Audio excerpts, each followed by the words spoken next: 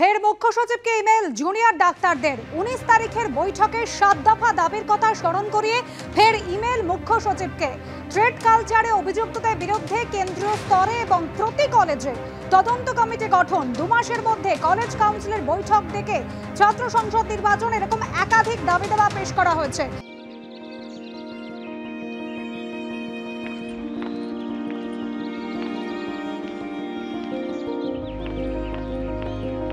জিলাম করঞ্জয় আমাদের প্রতিনিধি সরাসরি রয়েছেন আমাদের সঙ্গে। জিলাম, গতকালও জুনিয়র ডাক্তাররা যে সাংবাদিক বৈঠক করেছিলেন সেখানে তারা বলেছিলেন যে মৌখিক প্রতিশ্রুতি দেওয়া হয়েছিল তারা অনেকগুলোই বাস্তবায়িত হয়নি।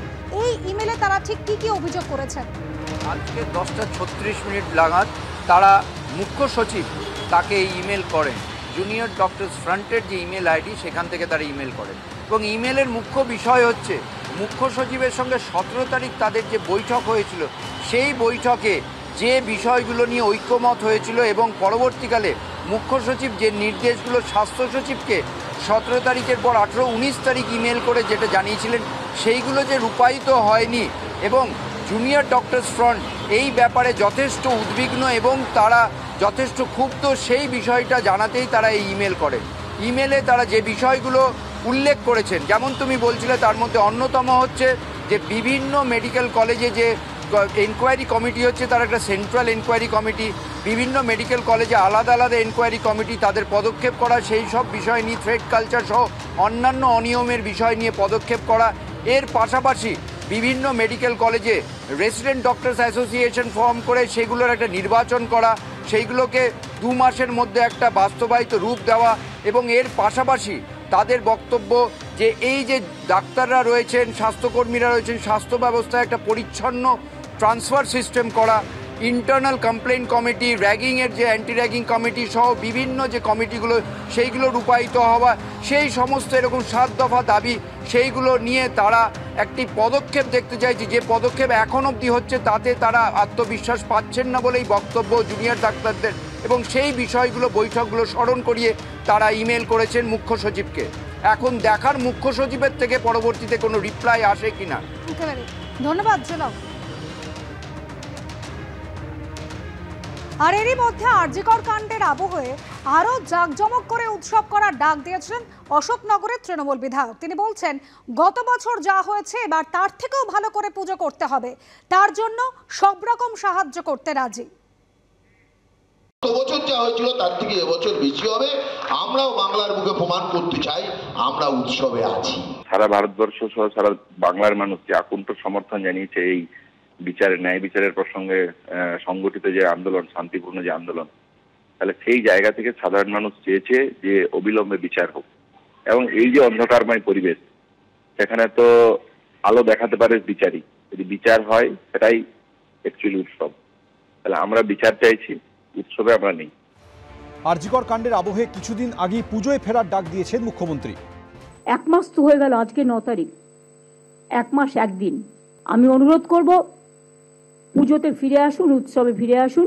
মুখ্যমন্ত্রীর উৎসবে ফেরার বার্তার পর এবার চ্যালেঞ্জ ছুড়ে দিলেন দলীয় বিধায়ক। দুর্গাপুজোয় জাঁকজমক বাড়ানোর ডাক দিলেন অশোকনগরের তৃণমূল বিধায়ক ও উত্তর 24 পরগনার জেলা পরিষদ সভাধিপতি নারায়ণ গোস্বামী। যারা বলছেন উৎসবে আমরা নেই, আমাদের চ্যালেঞ্জ হচ্ছে উৎসবটা জেলায় গত বছর যা হয়েছে তার থেকেও ভালো করে শৃঙ্খলা পরায়ণভাবে আরো ভালো করতে হবে। যেখানে খিচুড়ি ভোগ হতো না ওখানে দেওয়ার ব্যবস্থা করতে হবে, যেখানে বাউল গান হতো না সেখানে একদিন বাউল গান দিতে হবে। তার জন্য বিইংয়ের সভাধিপতি যদি আমার কিছু করার থাকে, পুজো কমিটির কাছে অনুরোধ, আমাকে বলবেন, আমি সব ধরনের সাহায্য করতে রাজি আছি। সোমবার উত্তর 24 পরগনার মধ্যমগ্রামে পুজো কমিটিগুলির সঙ্গে বৈঠকে বসেন জেলা পুলিশ ও প্রশাসনের আধিকারিকরা। সেখানেই মঞ্চে এই মন্তব্য করেন তৃণমূল বিধায়ক। পরে নিজের বক্তব্যের সাফাই দিতে গিয়েও প্রশ্ন তোলেন জেলা পরিষদ সভাধিপতি। উৎসব বন্ধ যারা বলছি, আমি তাদেরকে বলতে চাই, তারা কি পুজোর মার্কেটিং সত্যি করছেন না? এটা আমার জিজ্ঞাসা। তারা কি মাছ মাংস খাওয়া বন্ধ করে দিয়েছেন? এটা আমার জিজ্ঞাসা। তারা কি সত্যি পুজোর কোনো দিন ঘুরবেন না? আমি বিশ্বাস করি। মুখ্যমন্ত্রী উৎসবে ফেরার বার্তার পর বিধায়কের জাঁকজমক চ্যালেঞ্জ কটাক্ষ বিরোধীদের। গরু পাচারের টাকা নারায়ণবাবুর কাছে, গরু পাচারের টাকা প্রচুর আছে, আমরা জানি। চেহারাটাও সেরকম বানাচ্ছে, যত টাকা তত কোলেস্টেরল বেশি, বেশি দিন টিকবেন না, চেহারা দেখে বোঝা যাচ্ছে আপনার। কিন্তু সেই জন্য মানুষকে এইভাবে উত্তেজিত করবেন না। আপনার সময় আসার আগে যদি মানুষ আপনাকে সাজিয়ে দেয় লাইট দিয়ে, তাহলে মুশকিল হয়ে যাবে।